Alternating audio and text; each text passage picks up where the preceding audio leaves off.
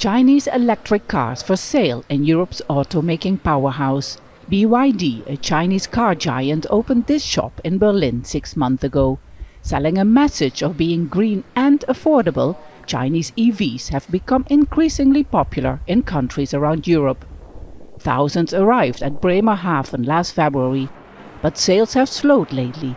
In July, the EU imposed provisional tariffs up to 36% on EVs from China, accusing it of unfair competition for supporting companies with large government subsidies.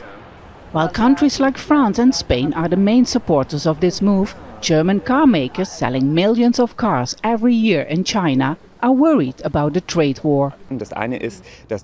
These tariffs do not tackle the real problem. If we want to improve our competitiveness, we should look at energy prices, agreements for raw materials. That is what Brussels should look at. Imposing tariffs can cause a trade conflict, and that can't be in Europe's interest, nor in China's. Everyone will lose. China has announced retaliatory measures against the EU by imposing tariffs on cognac and pork if Brussels doesn't change its position by November, when a final decision is expected. Germany also fears that tariffs will have a negative impact on its climate goals, which include having 15 million electric cars on its road by 2030. It's not a good year for electric vehicles in Germany. Sales are expected to drop 14% after the government decided to stop subsidies. And while Brussels accuses China of ruining the European market with cheap imports, Germany says that without EVs from China, a quick transition to greener cars won't be possible.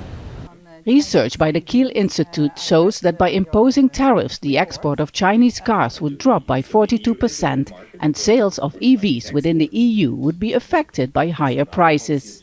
European consumers benefit from Chinese fiscal spending in this.